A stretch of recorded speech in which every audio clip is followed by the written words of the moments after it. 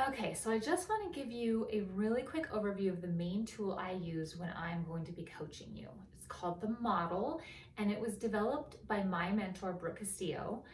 And it's sometimes called the self coaching model or the self fulfilling prophecy model. I like to think of it as the self awareness model. This is the tool that I use to kind of peek into your brain and see what you're thinking and feeling and what results you're getting and why. There are 5 parts, as you can see, to the model, and we do call these each line. So there's the circumstance line, the thought line, the feeling line, the action line, and the result line. The reason these are lines is because each of them lead one to another. So a circumstance happens and it triggers a thought. We have a thought and that creates a feeling. So then we have a feeling that drives an action, and our action produces our result. And our results are proof of, or kind of a reflection of, sometimes our thought. So as you can see, it kind of creates this self-fulfilling prophecy, right? A circumstance is the facts of life. Anything that's completely factual, it's 100% like everyone in the world would agree on it. Think of it sort of like provable in a court of law, or like we could take a blood test maybe to tell if it was a fact. So it's a really strict definition, which you might be able to tell means that there are actually very few circumstances in our lives. These are the things, though, that we generally don't have much control over, right? So a lot of times it is something someone said to us. The more specific and factual you can get in your circumstance line, the better, the more traction you will get for yourself.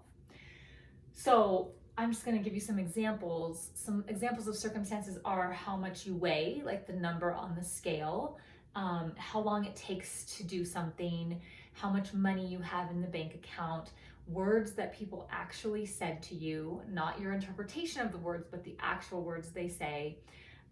It could be things like, it is cold.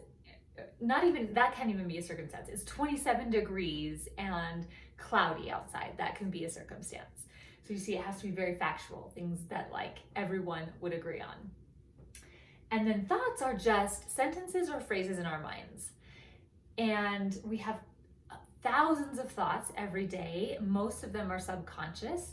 Part of the process of coaching is bringing our thoughts into consciousness so that we can take a look at them, see what they're doing for us, and see if we want to change them, if we want to keep them, or sometimes we just notice them and that's it. When we have a thought, or sometimes it's a belief is just a thought we keep on thinking, like a very practiced thought, it creates a feeling in our body. A feeling I define as a vibration in your body. So I do want to take a moment here and tell you the difference between a feeling or emotion, I use those two words interchangeably, and a sensation. So sensation would be like hunger or thirst or hot or cold.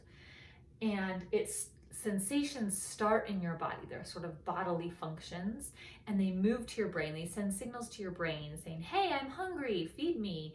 And then your brain then gives you the empty feeling kind of thing.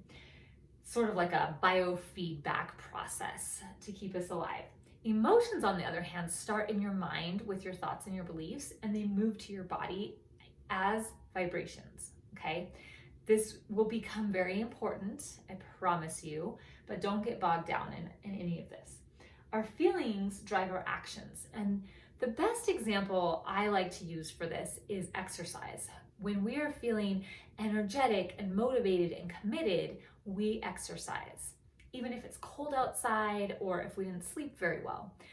But if we're tired, or maybe we're sick, or maybe we are just feeling very like, ugh, like it's not going to make a difference, right? Then we probably won't exercise. So that example shows us really clearly how our feelings, how we're feeling in any moment, determine what our actions are.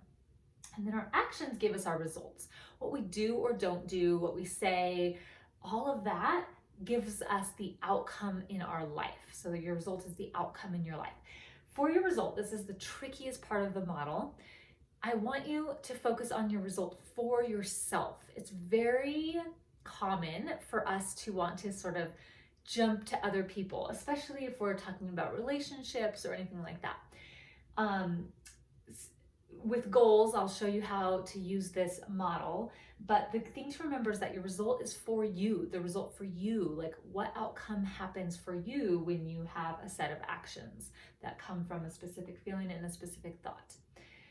Your result is always somehow tied to your thought because it's a self-fulfilling prophecy, right?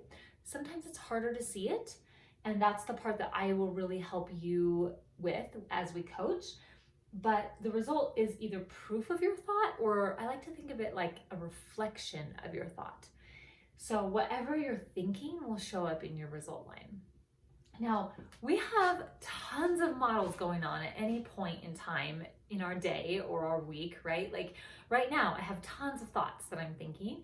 And so, like, if I could somehow, show you my models, I would have hundreds of models poking out, or at least tens of models coming out, right? And because I have different circumstances going on and I have different thoughts and beliefs going on. And so part of this being human is having multiple thoughts or beliefs, multiple feelings. The action comes from the thought and the feeling. So it's not necessarily chronological.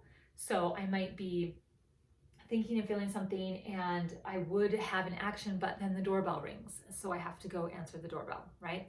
So remember that these are all tied together. And as we coach more, I will show you more and more how this works. But I just wanted to give you a brief overview. For now, if you're new, I just want you to focus on the first two lines.